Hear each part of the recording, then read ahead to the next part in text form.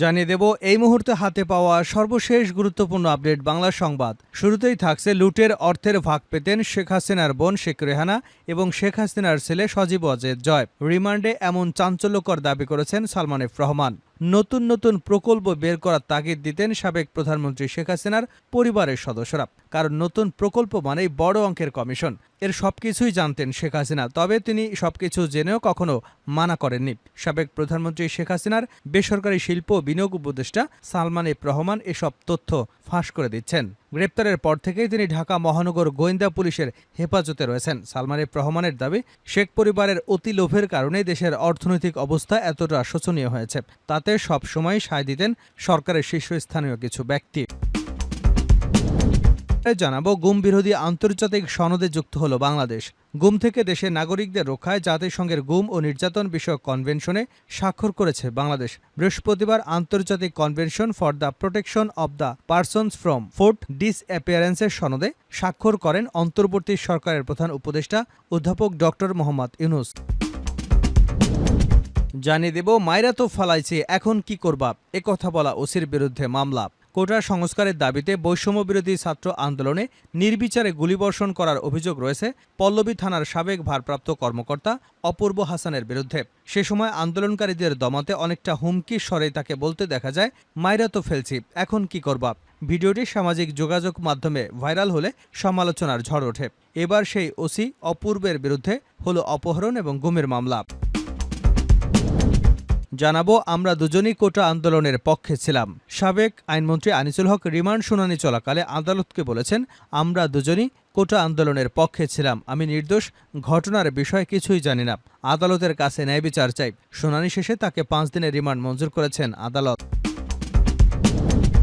এদিকে রাশিয়ার রাষ্ট্রদূতের সঙ্গে কি কথা হলো বিএনপির মহাসচিব মির্জা ফখরুল ইসলাম আলমগীর সঙ্গে সাক্ষাৎ করেছেন ঢাকায় রাশিয়ার রাষ্ট্রদূত আলেকজান্ডার ভিকেন্তিয়েভিচ মন্টিটস্কি। বৃহস্পতিবার সকালে গুলশানে চেয়ারপারসনের কার্যালয়ে এ সাক্ষাৎ হয়। এ সময় বাংলাদেশের নানা বিষয়ে তাদের মধ্যে আলোচনা হয়েছে। এবং সর্বশেষ জানাবো আন্তর্জাতিক সংবাদ। ছেলে নিরাপত্তা নিয়ে শঙ্কিত নেতানিয়াহু। ইরানের প্রত্যাশিত প্রতিশোধ নিয়ে উদ্বেগের কারণে যুক্তরাষ্ট্রে বসবাসরত ছেলে ইয়ারের নিরাপত্তা নিয়ে শঙ্কিত ইসরায়েলের প্রধানমন্ত্রী বেঞ্জামিন নেতানিয়াহু। আর এ কারণে তিনি মার্কিন সরকারের কাছে ছেলে নিরাপত্তা বাড়ানোর অনুরোধ জানিয়েছেন। এতক্ষণ শিরোনাম শুনছিলেন, এবার বিস্তারিত। প্রিয় দর্শক, আপনি যদি এই চ্যানেলে নতুন হয়ে থাকেন, ভিডিওটি দেখতে দেখতে চ্যানেলটি সাবস্ক্রাইব করে আমাদের সঙ্গেই থাকুন। আর এই ভিডিও সম্পর্কে আপনি আপনার মূল্যবান মতামতটি কমেন্ট বক্সে জানিয়ে দিন। আর হ্যাঁ প্রিয় দর্শক, জানিয়ে দিন ভিডিওটি কোথা থেকে দেখছেন। লুটের টাকার ভাগ পেতেন রেহানা, জয়, রিমান্ডে সালমানের দাবি। নতুন নতুন প্রকল্প বের করা তাগাদা দিতেন সাবেক প্রধানমন্ত্রী শেখ হাসিনার পরিবারের সদস্যরা, কারণ নতুন প্রকল্প মানে বড় অঙ্কের কমিশন। এর সবকিছুই জানতেন শেখ হাসিনা, তবে তিনি এতে কখনো না করেননি। সাবেক প্রধানমন্ত্রী শেখ হাসিনার বেসরকারি শিল্প ও বিনিয়োগ বিষয়ক উপদেষ্টা সালমান এফ রহমান এসব তথ্য জানিয়েছেন বলে তদন্ত সংশ্লিষ্ট সূত্র জানিয়েছে। গ্রেপ্তারের পর থেকেই তিনি ঢাকা মহানগর গোয়েন্দা পুলিশের হেফাজতে রয়েছেন। সালমান এফ রহমানের দাবি, শেখ পরিবারের অতি লোভের কারণে দেশের অর্থনৈতিক অবস্থা এতটা শোচনীয় হয়েছে।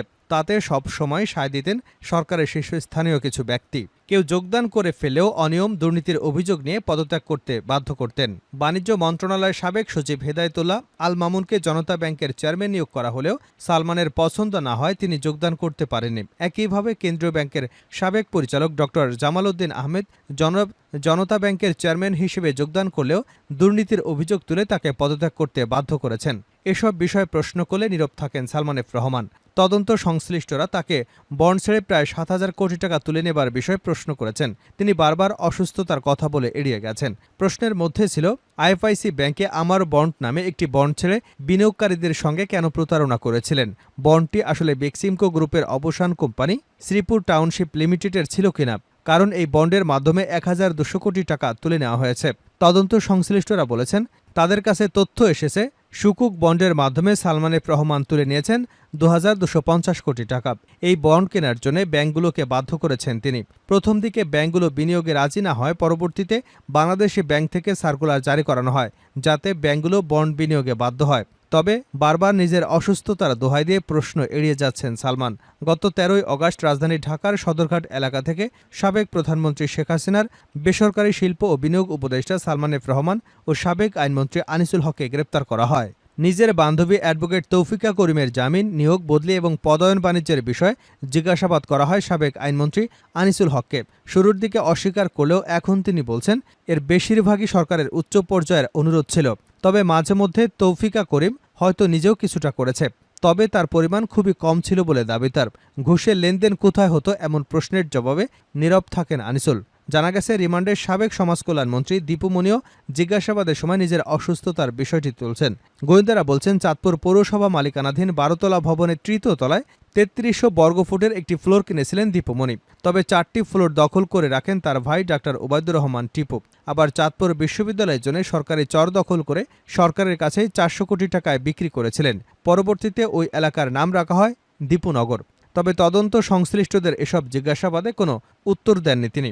বৈষম্য বিরোধী ছাত্র আন্দোলন চলাকালে বাড্ডায় ফুজি টাওয়ারের সামনে সুমন শিকদারকে গুলি করে হত্যার অভিযোগে গত ১৯শে অগাস্ট সাবেক সমাজকল্যাণমন্ত্রী দীপুমণিকে বাড়িধারা থেকে গ্রেপ্তার করে পুলিশ। তদন্ত সংশ্লিষ্টরা বলছেন, রিমান্ডে থাকা সবাই সবকিছুতেই শেখ হাসিনার কথা বলছেন। তবে এখনও গ্রেপ্তার হননি এমন কিছু ব্যক্তির নাম তাদের জবানিতেও উঠে এসেছে। এসব তথ্য খতিয়ে দেখা হবে। সত্যতা পেলে তাদেরও আইনের আওতায় নিয়ে আসা হবে।